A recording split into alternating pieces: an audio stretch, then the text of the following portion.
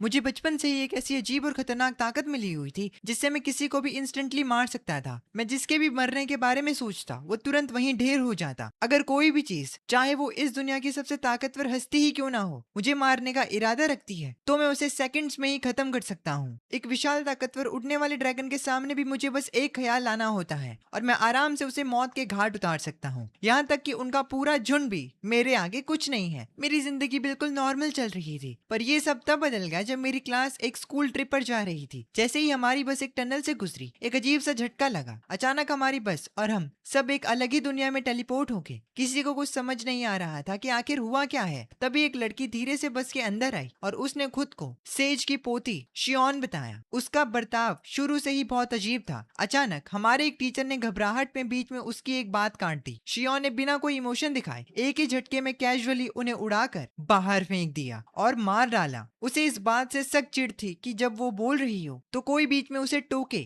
या शोर मचाए। उसने साफ लफ्जों में सबको चेतावनी दी कि फालतू के काम छोड़कर उसकी बात ध्यान से सुने। उसका कहना था कि वो यहाँ हमें नुकसान पहुंचाने के इरादे से नहीं आई है, लेकिन अगर किसी ने उसे गुस्सा दिलाया तो उसका अंजाम सिर्फ और सिर्फ मौत होगा। इस खौफनाक नजारे को देखकर सारे स्टूडेंट्स बुरी तरह डर गए थे और बस में सन्नाटा छा गया था। शियोन ने एक्सप्लेन करना शुरू किया कि हम सबके लिए ये एक दूसरी दुनिया है और इस जगह पर सेजिस का राज चलता है। क्योंकि यहाँ कभी कभी सेजिस की टेस्टिंग की हालात पैदा होते हैं, इसीलिए उन्हें नए और ताकतवर लोगों की जरूरत पड़ती है। यही वजह थी कि हम सबको यहाँ समन किया गया था ताकि हम सेज कैंडिडेट्स बन सकें। उसने सबको एक यूनिक सिस्टम असाइन किया जिसे वॉरियर कहते हैं। जिनको भी ये सिस्टम मिलता उनके हवा में एक फ्लोटिंग पैनल आ जाता जिसमें उनका डिटेल्ड स्टेटस बार दिखता था। इस दुनिया में इस सिस्टम को गिफ्ट की ताकत कहा जाता है। जिसके पास से जितनी तेज रोशनी निकलती उसकी ताकत उतनी ही ज्यादा मानी जाती। उसने सबसे कहा कि इस सिस्टम का यूज करके 1 महीने के अंदर सेज बनने की पूरी कोशिश करें। मेरी दोस्त चीका हैरान थी क्योंकि उसके पास ना कोई रोशनी आई और ना ही कोई पैनल पॉपअप हुआ। शियोन ने इसके जवाब देते हुए बताया कि अगर कोई सिस्टम के साथ कंपैटिबल नहीं है तो उसे गिफ्ट की ताकत नहीं मिलती, और जिन्हें ताकत नहीं मिलती या जो सेज नहीं बन पाते उनकी औकात सिर्फ मैजिक पावर निचोड़ने वाले जानवरों जैसी रह जाती है। उन्हें अंधेरे और छोटे बक्सों में बंद कर दिया जाता है अपनी पूरी जिंदगी सड़कर बिताने के लिए। उसके तुरंत बाद उसने अनाउंस किया कि हमारी बिगनर क्वेस्ट 1 घंटे में शुरू होगी। उसने ताना मारते हुए कहा कि वो उम्मीद करती है कि हम सब जिंदा बचेंगे और एक ही झटके में मारे नहीं जाएंगे। तभी पैनल पर क्वेस्ट की डिटेल्स आ गई। हमारा पहला टास्क ड्रैगन प्लेन से निकलकर नॉर्थ की तरफ वाले शहर में बचकर भागना था। एक फ्रेंडली रिमाइंडर भी था कि यहाँ के मेन मॉन्स्टर्स ड्रैगन है जिनका एवरेज लेवल 1000 है। ये सब सुनने के बाद क्लास के एक लाल बाल वाले लड़के ने कमांड अपने हाथ में ले ली। उसने कहा कि इस क्वेस्ट को पास करने के अलावा हमारे पास और कोई रास्ता नहीं है। उसे सिस्टम ने जनरल की ताकत दे दी थी, एक ऐसी लीडरशिप एबिलिटी जिससे वो बहुत से लोगों को एक ही गोल की तरफ कमांड कर सकता था। उसने सबसे अपनी अपनी मिली हुई ताकत बताने को कहा ताकि वो जल्दी और इफेक्टिवली एक प्लान बना सके।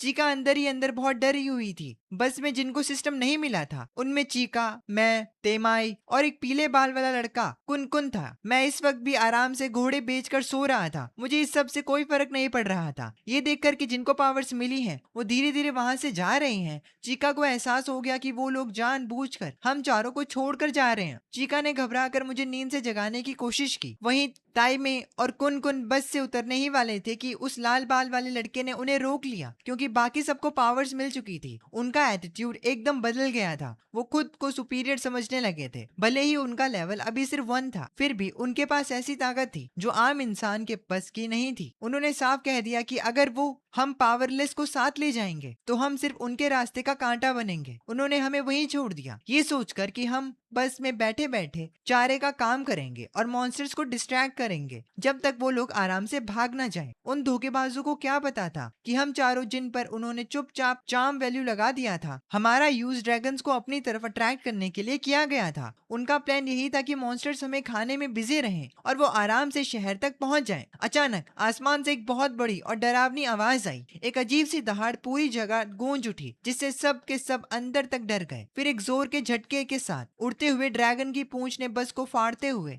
ताइमाई की बॉडी के आर पार कर दिया। उसके तुरंत बाद कुनकुन भी वहीं मर गया। मैं जो अभी अभी नींद से उठा था थोड़ा कंफ्यूज था कि बाहर इतना शोर क्यों हो रहा है। चीका मुझे देखकर एकदम स्पीचलेस हो गई थी क्योंकि इतनी भयंकर हलचल और मौत के बाद मैं अब उठ रहा हूँ। जब मैंने देखा कि एक बड़ा सा ड्रैगन बस को लगातार तोड़ रहा है तो मुझे पहले लगा कि वो कोई बहुत बड़ी छिपकली है। मैंने आलस में जमीन पर गिरा हुआ एक माइक्रोफोन उठाया और उसे जोर से ड्रैगन की उस पूंछ की तरफ फेंक दिया। जैसे ही ड्रैगन को मेरा वो अटैक लगा उसने घबरा कर तुरंत अपनी पूंछ बाहर निकाल ली, लेकिन इस अचानक हुए हमले से ड्रैगन बुरी तरह गुस्से में आ गया। मैं हैरानी से सोच रहा था कि तो क्या इसे ही इस दुनिया में उड़ने वाला ड्रैगन कहते हैं। तभी वो विशाल ड्रैगन सीधा मेरी तरफ तेजी से हमला करने के लिए आने लगा। ये पूरा नजारा इतना मूवी लाइक और खतरनाक था कि एक पल के लिए मेरे दिमाग में आया काश मैं इसे अपने नए एक्सचेंज किए हुए कैमरा से रिकॉर्ड कर पाता। मैंने अपनी इंस्टेंट डेथ एबिलिटी यूज की और वो ड्रैगन अगले ही सेकंड जमीन पर ढेर हो गया। थोड़ी देर बाद जब चीका ने डर के मारे बंद की हुई आंखें खोली तो उसे यकीन ही नहीं हुआ कि वो अभी भी जिंदा है। उसने हकलाते हुए पूछा कि आखिर यहाँ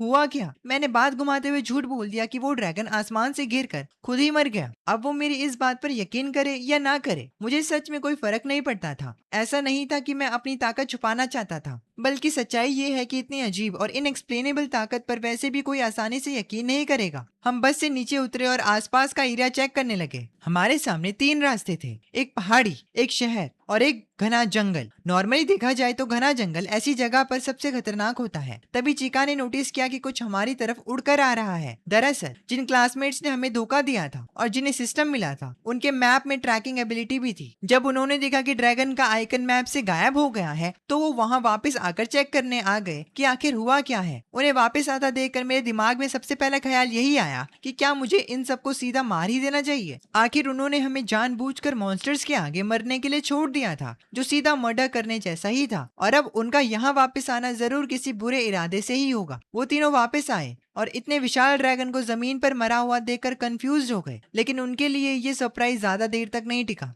जैसे ही उन्होंने देखा कि चीका अभी भी जिंदा है उनके घटिया इरादे बाहर आने लगे। अब जबकि उन्हें नई ताकत मिल चुकी थी और सामने कोई बड़ा खतरा नहीं था, उन्होंने अपनी असली औकात दिखाना शुरू कर दिया। उनमें से एक ने हमें डराने के लिए हमारी तरफ एक फायरबॉल शूट किया। उनका मेन मकसद चीका को डराकर अपना गुलाम बनाना था ताकि वो उसके साथ जो चाहे वो कर सके। ये हरकत देखते ही चीका को एहसास हो गया कि अब बारी उनसे बचने की है और उसने डर के मारे अपने हाथों से खुद की बॉडी को कवर करने की कोशिश की। पर मेरे दिमाग में डिसीजन क्लियर था, अगर मैं इन तीनों कचरे जैसे लोगों को जिंदा छोड़ दूंगा तो ये आगे चलकर प्रॉब्लम ही बनाएंगे। इससे बेहतर है मैं इन्हें यहीं सीधा खत्म कर दूं। बिना कोई वक्त जाया किए मैंने उनमें से 2 को अपनी एबिलिटी से इंस्टेंटली मार गिराया। वो दोनों अचानक जमीन पर ऐसे गिरे जैसे उनमें कभी जान थी ही नहीं। बचा हुआ तीसरा लड़का पूरी तरह शॉक्ड और डरी हुई हालत में मुझे घूर रहा था। मैंने कैजुअली उसे समझाया, मैंने तो बस उन्हें मरने को कहा, इसीलिए वो मर गए। ये एक सिंपल कॉज और इफेक्ट है, आसानी से समझ आ गया ना। मैंने आगे उसे बताया कि मेरी एबिलिटी ये है कि मैं किसी को भी उसी वक्त स्पॉट पर मार सकता हूँ जैसे ही मेरे दिमाग में किसी को मारने का इरादा आता है। सामने वाला तुरंत खत्म हो जाता है। ये सुनकर वो बचा हुआ मोटा लड़का घबराने का नाटक करने लगा और जल्दी से मुझे रिक्वेस्ट करने लगा कि मैं अपना किलिंग इंटेंट कंट्रोल करूं। पर उसका असली प्लान मुझे बेवकूफ बनाकर मेरे करीब आना और मुझ पर क्लोज रेंज अटैक करना था। उसकी इस छोटी सी चालाकी को मैंने तुरंत पकड़ लिया। उसे नहीं पता था कि मेरे पास ना सिर्फ इंस्टेंट किल की ताकत है बल्कि मैं अपने आसपास किसी भी किलिंग इंटेंट को फील कर सकता हूँ। मैंने उसे वार्न किया कि अगर इन दोनों एबिलिटीज को मिला दिया जाए तो जो कोई भी मुझे मारने का सोचता है तो वो आदमी खुद ऑटो मोड में तुरंत ऑन द स्पॉट मारा जाएगा। ये सुनकर उस मोटे लड़के का दिमाग ही खराब हो गया। उसे समझ आ गया कि मेरी ओवर पावर ताकत के सामने उसका सर्वाइवल इम्पॉसिबल है। मुझे इस बात की थोड़ी क्यूरियोसिटी थी कि इन लोगों को अभी कुछ देर पहले ही अपना गिफ्ट मिला है, फिर भी वो मैजिक और एबिलिटीज को इतनी आसानी से कैसे यूज कर रहे थे। असल में मुझे तब तक नहीं पता था कि ये इन तीनों की ही इस इसेकाई दुनिया में पहली ट्रिप नहीं थी। मतलब है कि ये लोग पहले भी यहाँ आ चुके थे। कुछ वक्त पहले ही डीमन किंग को हराने के लिए एना किंगडम के एक मैजिशियन ने इन तीनों को यहाँ समन किया था। उन्होंने इस दुनिया में 2.5 साल एडवेंचर किया, डीमन किंग को हराया और फिर रियल वर्ल्ड वापस चले गए थे। टाइम डिफरेंस की वजह से इस दुनिया में 2.5 साल बिताने के बावजूद रियल वर्ल्ड में वापस जाने पर सिर्फ कुछ ही घंटे बीते थे। जब मुझे ये पता चला कि अपनी दुनिया में वापस जाने का कोई चांस या रास्ता हो सकता है तो मैंने सोचा कि अब इस बंदे से और उगलवाने का कोई फायदा नहीं, इसे भी मार ही देता हूँ। मेरा इरादा भांपकर उस मोटे लड़के ने जल्दी से अपनी पॉकेट से एक मैजिकल कॉलर निकाल लिया। ये एक सुपर रेयर मैजिकल प्रॉप था जिसे पहनने वाला उस पहले इंसान को धोखा नहीं दे सकता जिसे वो देखेगा। अपनी जान बचाने की आखिरी कोशिश में उसने खुद को चीका का सबसे लॉयल स्लेव बनने का ऑफर दे दिया। जब चीका ने उसे कुछ सवाल किए तो अंदर से वो इनकार करना चाहता था, लेकिन उस मैजिकल कॉलर की ताकत की वजह से वो चीका के किसी भी ऑर्डर को टाल नहीं सकता। कॉलर का रूल था कि ओनर अपनी पावर किसी और को भी ट्रांसफर कर सकता है। चीका को उससे घिन आ रही थी, इसीलिए उसने बिना कोई देरी किए वो ओनरशिप कंट्रोल तुरंत मुझे ट्रांसफर कर दिया। उसके बाद मैंने उस मोटे लड़के से सारा कीमती सामान रखवा लिया और उसको ऑर्डर दिया कि वो अकेले जंगल में जाए और मॉन्स्टर्स के साथ लड़ता रहे जब तक वो जिंदा है। उसी दौरान किसी किले में शियोन अपने बेड पर लेटी हुई जोर जोर से मचल रही थी और काफी खुश लग रही थी। तभी उसका एक साथी अंदर आया और उसने अपडेट दिया कि इनिशियल क्वेस्ट पूरी हो चुकी है, पर इस क्वेस्ट में 4 लोग मारे गए हैं। शियोन ने कैजुअली सोचा कि वो हम 4 पावरलेस लोग ही होंगे जो इजीली मारे गए, पर जब सबऑर्डिनेट ने बताया कि मरने वालों में 2 पावरलेस लोग थे और 2 वो लोग थे जिनके पास सबसे ताकतवर एस क्लास एबिलिटीज थी, तो वो पूरी तरह शॉक हो गई। मीनवाइल लूट के सामान और नए रास्ते की खोज में मैं और चीका आखिरकार एक शहर पहुंचे। हमने अभी एंट्री ही ली थी कि हमारे पीछे से एक आवाज आई। मुड़कर देखा तो एक दुबला पतला चश्मे वाला आदमी मुस्कुराता हुआ खड़ा था। उसने पहचान लिया था कि हम नए आए हुए सेज कैंडिडेट्स हैं। उसने हमसे बहुत मीठी बातें की और झूठ बोला कि वो हमारी हेल्प करना चाहता है और हमसे दोस्ती बढ़ाना चाहता है ताकि इन फ्यूचर अगर हम सच में सेज बन गए तो उसका भी फायदा होगा। हमें क्या पता था कि ये सब एक ट्रैप था।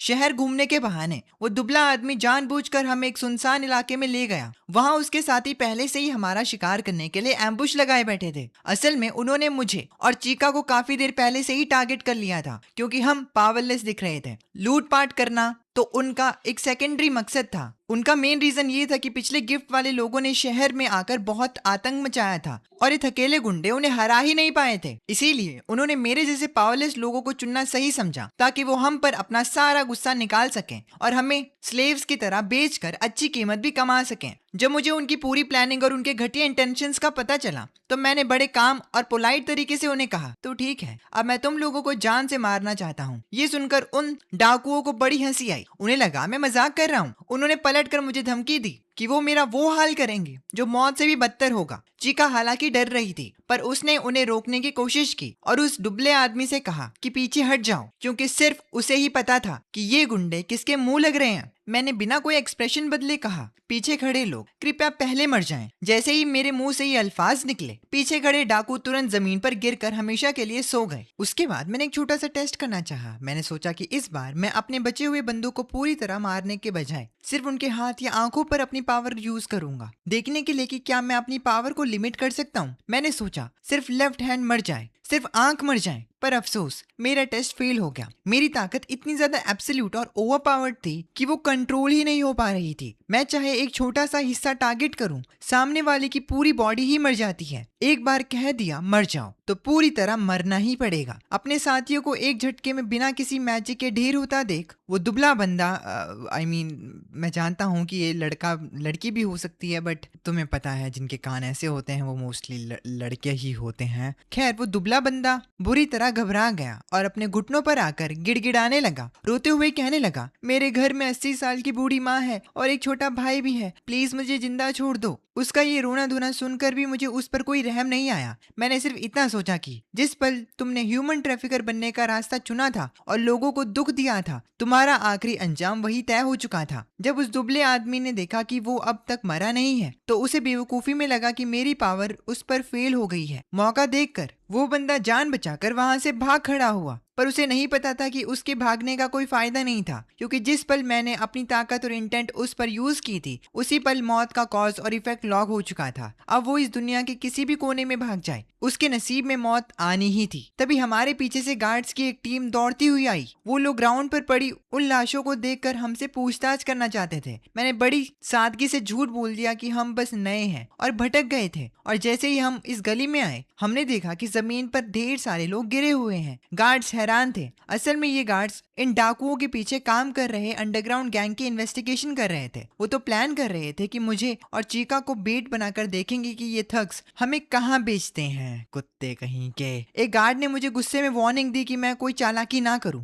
क्योंकि उन सब गार्ड्स को सेजिस की ब्लेसिंग मिली हुई थी और किसी भी तरह का गिफ्ट उन पर असर नहीं करता था। तभी वहां खड़े उनके एक साथी गार्ड जॉर्ज ने अपनी इंस्पेक्शन स्किल यूज की और बताया कि हम दोनों के पास वैसे भी कोई गिफ्ट एबिलिटी नहीं है। ये सुनकर मेन गार्ड हैरान रह गया। इसका मतलब यहाँ जो लोग मरे पड़े हैं उसका इल्जाम लॉजिकली हम पर लगाया ही नहीं जा सकता था, क्योंकि हम तो पावरलेस थे। आखिरकार उस गार्ड को गुस्से में होने के बावजूद मजबूर होकर पीछे हटना पड़ा। ये देखकर जॉर्ज ने हम दोनों से माफी मांगी और उसने हमें रुकने के लिए एक अच्छे होटल का रास्ता बता दिया। पर उन्हें ये नहीं पता था कि जब हम वहाँ से चले गए तो गार्ड्स ने नोटिस किया कि जमीन पर पड़ा एक आखिरी डाकू अभी भी सांसें ले रहा था, जो जल्दी ही टूटने वाली थी। होटल पहुंचकर मैंने आराम करने के लिए 2 अलग-अलग सिंगल रूम बुक किए, क्योंकि मैं चमड़ी नहीं हूँ। जब हम अकेले हुए तो चीका ने बेचैन होते हुए कहा कि जब से हम इस इसेकाई में आए हैं, आज पहली बार है कि हम बिना किसी खतरे के शांति से इस तरह बात कर रहे हैं। वो अंदर से अभी भी डरी हुई थी। वो खुद से बात कर ही रही थी कि तभी अचानक से एक अजीब आवाज आई और एक भूत जैसी आकृति उसके सामने खड़ी हो गई। चीका एक भूत को देखकर बुरी तरह शॉक हो गई, पर जब उसने ध्यान से देखा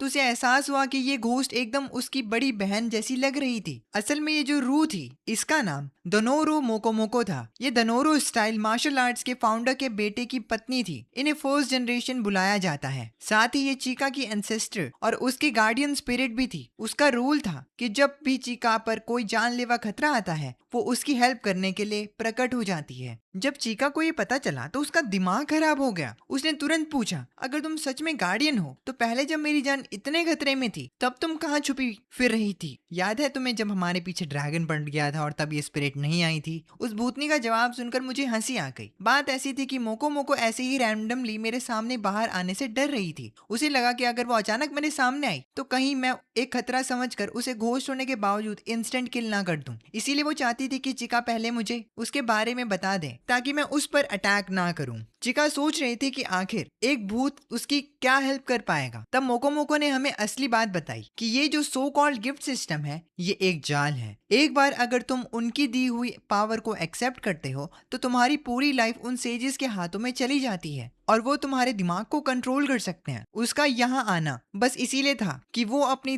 डोनोरू मार्शल आर्ट्स की इस आखिरी वारिस चीका को इस मैनिपुलेटिव दुनिया से बचाकर उसके ओरिजिनल दुनिया में सेफली वापस ला सके। अगली सुबह मैंने होटल के रिसेप्शनिस्ट से पता किया कि मेरी क्लास के लोग इस वक्त कहाँ पर हैं, ताकि मैं आगे का रास्ता चुन सकूं। पता चला कि वो लोग जंगल में अपनी नए पावर्स को टेस्ट करते हुए रॉयल कैपिटल की तरफ बढ़ रहे हैं। जंगल के रास्ते में बेवकूफों के साथ चलने से बेहतर था कि हम खुद निकलें। इसीलिए मैंने डिसाइड किया कि हम डायरेक्ट ट्रेन पकड़कर रॉयल कैपिटल चलेंगे। हम आराम से ट्रेन में बैठे ही थे कि तभी मुझे अपने आसपास एक जबरदस्त किलिंग इंटेंट की वेव महसूस हुई। अगले ही पल ट्रेन की छत एकदम से एक धमाके के साथ फट के तबाह हो गई। साथ ही ट्रेन के इंटरनल सिस्टम से इमरजेंसी अनाउंसमेंट आई। ध्यान दें, सेजिस आसपास ही एक इन्वेडर से फियर्सली फाइट कर रहे हैं। बाहर पूरा केओस था। चीका ने मुझसे घबराते हुए पूछा कि अगर मैं चाहता हूँ तो मैं इन लड़ने वालों को सीधा अपनी एबिलिटी से मार क्यों नहीं देता। पर मैंने उसे समझाया कि मेरे पास उन्हें मारने का कोई लॉजिकल रीजन नहीं है। हाँ, उनका पिछला अटैक थोड़े से फासले से मुझे लगते लगते बचा था, लेकिन उनका डायरेक्ट इंटेंशन मुझे मारने का नहीं था। और नॉर्मली जब तो कोई मुझसे पर्सनली पंगा नहीं लेता या मुझे मारने की नीयत नहीं रखता, मैं किसी को हवा में नहीं मारता। वरना मेरे और एक साइको किलर में क्या फर्क रह जाएगा जो बस मूड खराब होने पर फालतू में खून खराबा करता है। तभी अचानक वो इन्वेडर जिससे सेज लड़ रहा था हमारी तरफ उड़ता हुआ आने लगा। जब धूल हटी और हमने ठीक से देखा तो वो कोई मॉन्स्टर नहीं बल्कि एक बहुत बड़ा फ्यूचरिस्टिक मेका रोबोट था। दूसरी तरफ से उसको गिराने के लिए सेज अंधाधुन मैजिक अटैक्स कर रहा था, जिसकी वजह से ट्रेन और आसपास के काफी सारे इनोसेंट लोग बेवजह मारे जा रहे थे। जब उस सेज का एक और अटैक मेरी तरफ आया तो मैंने फाइनली एक्शन लिया। मैंने सीधा उस पर अपनी पावर यूज की और वो ओवरपावर्ड सेज बिना कुछ समझे वहीं हवा में मारा गया और जमीन पर आ गिरा। ये देखते ही उस गंडम वाले पायलट की हालत टाइट हो गई। उसने जल्दी से बताया कि उसका मुझसे लड़ने का कोई इरादा नहीं है और वो शांति से नेगोशिएट करना चाहता है। उसने ऑफर दिया कि अगर वो बदले में मेरी कोई हेल्प कर सके तो वो खुशी खुशी करेगा, बस मैं उसे ना मारूं। ये सुनते ही मैंने उससे एक चीज मांगी, अपने पुराने वर्ल्ड वापस जाने का तरीका। पर अफसोस की बात, वो गंडम वाले भी खुद के यूनिवर्स में ही वापस जा सकते थे। हमारी अर्थ का उन्हें नहीं पता था। और सच बोलूं तो मुझ जैसा एक खतरनाक इंसान जिसके पास इंस्टेंट किल की पावर हो, वो गलती से भी अपनी सेफ्टी के लिए मुझे अपनी दुनिया में नहीं ले जाना चाहते थे। उन्होंने हमें एक जरूरी इन्फॉर्मेशन दी कि हम इस वक्त जिस दुनिया में हैं, ये सबसे बॉटम लेयर, सबसे नीचे की दुनिया पर आती है। अगर वापस जाना है तो हमें डायमेंशंस में ऊपर चढ़ना पड़ेगा और वहां जाकर अपने ओरिजिनल वर्ल्ड के कोऑर्डिनेट्स पता करने होंगे। साथ ही इस क्रॉस डायमेंशनल ट्रैवल के लिए हमें एक ह्यूज अमाउंट ऑफ एनर्जी भी चाहिए होगी। उसने प्रॉमिस किया कि अगर किसी दिन मेरे पास वो कोऑर्डिनेट्स और उतनी एनर्जी आ जाए तो वो मुझे वापस मेरी दुनिया में भेजने में जरूर मदद कर देंगे। हम दोनों ने उस गंडम पायलट के साथ म्यूचुअल एग्रीमेंट किया और फिर हम लोग वहां से अलग हो गए, क्योंकि अगर सेजिस को हमारा इन्वेडर से कनेक्शन पता चलता तो एक अलग लेवल की प्रॉब्लम आ जाती। हमें बाद में पता चला कि वहां से आते वक्त हमारी घोस्ट गार्डियन मोको मोको ने क्वाइटली उस गंडम में से एक फ्यूचरिस्टिक स्वॉर्ड चुरा ली थी। उस स्वॉर्ड में फ्रीली किसी भी फॉर्म या शेप में ट्रांसफॉर्म होने की ताकत थी जो आगे हमारे बहुत काम आई। वहीं दूसरी तरफ आसमान में तैरते एक फ्लाइंग आइलैंड पर शियोन को रिपोर्ट मिली कि एक सेज मारा गया है। उसे इस बात पर बिल्कुल यकीन नहीं हो रहा था कि मुझ जैसा एक पावरलेस इंसान एक सेज को अकेला हरा सकता है। सेंटारू नाम के उस सेज के पावर्स बहुत इमेंस और गॉड लाइक थी। ऐसे किसी का एक झटके में इंस्टेंट किल होना उसे इम्पॉसिबल लग रहा था। उसके एक सबऑर्डिनेट ने सुझाव दिया कि जो इंसान एक सेज को इतनी आसानी से मार सकता है उसे खुला छोड़ना खतरनाक हो सकता है। पर शियोन का दिमाग अलग चल रहा था। उसने रिक्वेस्ट की कि फिलहाल सेज कैंडिडेट्स मतलब हम पर कोई हार्श एक्शन नहीं लिया जाए। उसके बदले में उसने खुद प्रॉमिस किया कि वो उन रोबोट्स मैक इन्वेडर से अकेले डील करेगी। कुछ वक्त सफर करने के बाद मैं पिछली टाउन में मिली दीदी के दिए गए मैप को फॉलो करते हुए एक ऐसी होटल के सामने पहुंचा जो एकदम हमारी मॉडर्न दुनिया की हाई क्लास सिटी बिल्डिंग की तरह दिख रही थी। हम बस यही सोच रहे थे कि यहाँ कुछ दिन रुककर इसको अपना टेम्परेरी बेस बना ले। हम अंदर जाने ही वाले थे कि अचानक पीछे से एक जानी पहचानी आवाज आई। मुझे तो लगा ही नहीं था कि तुम लोग अब तक जिंदा बचोगे। हम मुड़कर देखते हैं तो वहाँ हमारी ही क्लास का एक और स्टूडेंट यूकी खड़ा था। नॉर्मली रूल्स के हिसाब से उसे तो सबके साथ जंगल में ट्रेनिंग करनी चाहिए थी, पर वो यहाँ ऐश कर रहा था। यूकी ने भोलेपन दिखाते हुए बताया कि उसने ग्रुप से अलग अकेले आगे बढ़ने का डिसाइड किया था। उसके हिसाब से सबके साथ कलेक्टिव ट्रेनिंग करना उसके लेवल और स्पीड के लिए एकदम बेकार और इनएफिशिएंट था। उसके पीछे एक टीम थी। तभी उसकी टीम में से एक ट्विन टेल बाल वाली लड़की चीका को गुस्से से घूरने लगी, जैसे वो डायरेक्टली चीका से चिढ़ रही हो या दुश्मनी रखती हो। चीका थोड़ा अनकंफर्टेबल हो गई थी क्योंकि उसे समझ नहीं आ रहा था कि चल क्या रहा है।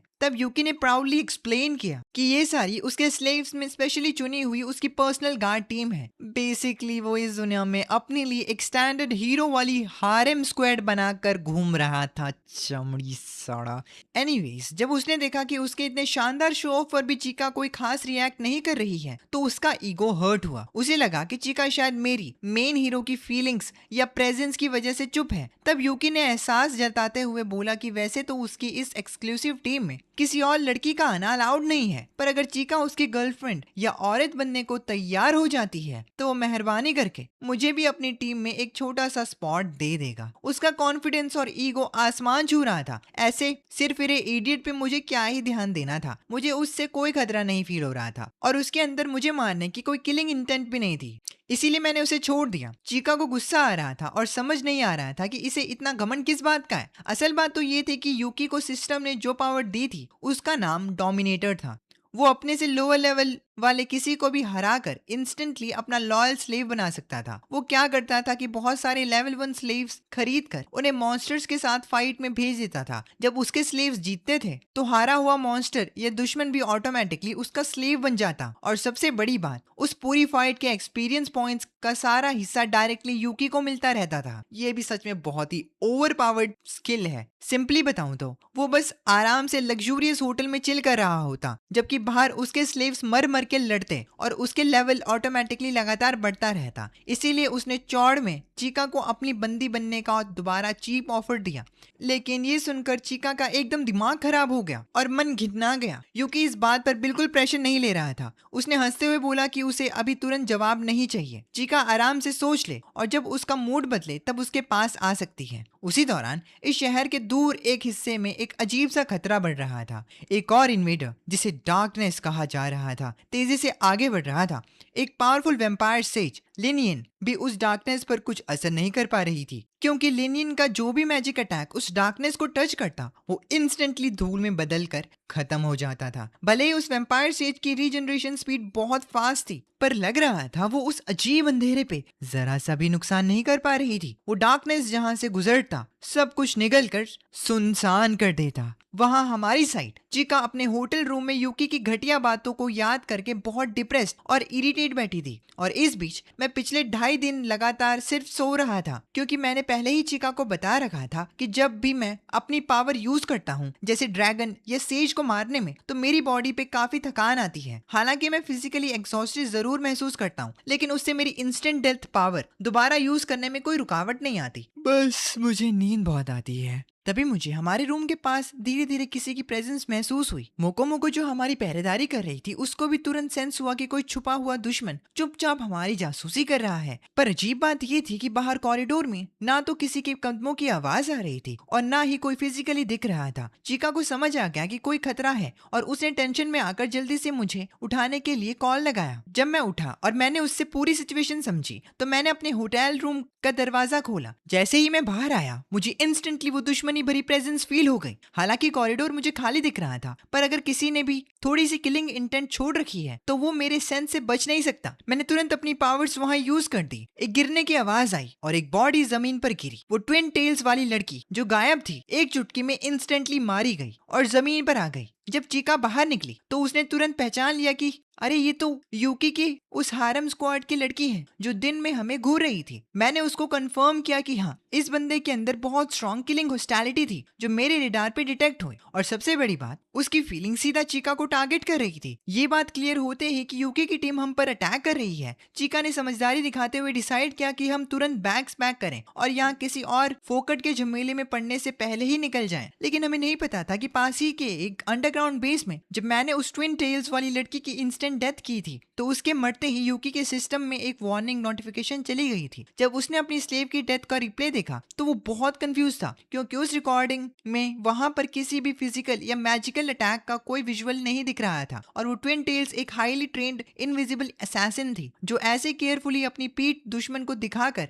आसानी से थोड़ी मर सकती थी। यूकी के साथ बैठी व्हाइट कैट नाम की दूसरी लड़की ने गेस किया कि शायद उस ट्विन टेल्स ने बिना मास्टर की कमांड के खुद से हीरो बनने के चक्कर में एक्शन लिया होगा। उसे लगा होगा कि चिका को जबरदस्ती किडनैप करके मास्टर यूकी को गिफ्ट करेगी ताकि वो खुश हो जाए, या फिर उसे जेलसी हुई होगी कि चिका वर्दी नहीं है और उसने जेलसी में चिका को मारने का डिसाइड किया होगा। यूकी इस पर और कंफ्यूज था, क्योंकि नॉर्मली एक स्लेव को अपने मास्टर के खिलाफ जाकर कोई काम करने की परमिशन तो नहीं होती, पर इस मैजिक सिस्टम का एक लूप होल था। अगर एक स्लेव को सदियों से लगता है कि इस एक्शन से मास्टर का फाइनल फायदा होने वाला है, तो वो स्लेव मास्टर की ओरिजिनल इंटेंट को तोड़कर ऑटोमेटिकली रूल बाईपास कर सकता है। यूकी को लगा कि उस ट्विन टेल्स के अटैक करने की वजह से हम दोनों अलर्ट हो गए होंगे और हम भागने वाले होंगे। तो उसने गुस्से में अपनी एक स्ट्रॉन्ग स्लेव, जो कि एक लॉली और या फिर बड़ी दीदी की तरह दिख रही थी, उसे हमें मारने के लिए भेजा। इधर जैसे ही हम दोनों बैग्स पैक करके कॉरिडोर से भागने ही वाले थे, वो बड़ी दी अचानक टेलीपोर्ट होकर हमारे सामने आ टपकी। बिना कोई बात किए उसने अपने मैजिक कमांड एग्जीक्यूट किया। एक ही सेकंड में उसने कॉरिडोर के फ्लोर पर एक पावरफुल स्पेल मारा और हम दोनों को सॉलिड बर्फ में जमा दिया। उसने कॉन्फिडेंस के साथ वॉर्न करते हुए बताया कि उसके पास चिका को साथ ले जाने के डायरेक्ट ऑर्डर्स हैं। उसने प्रॉमिस किया कि अगर मैं आराम से कोऑपरेट करूं और चुपचाप खड़ा रहूं, तो वो मुझे यानी हीरो को कुछ नुकसान नहीं पहुंचाएगी। जैसे ही उसकी धमकी खत्म हुई, उसने देखा कि मैं उस जमाने वाली बर्फ से बिना किसी खरोच के उस बर्फ को डस्ट की तरह तोड़कर आराम से आगे चलकर आ रहा था। ये देखकर वो बंदी पूरी तरह दंग रह गई। चिका तो यही सोच रही थी ना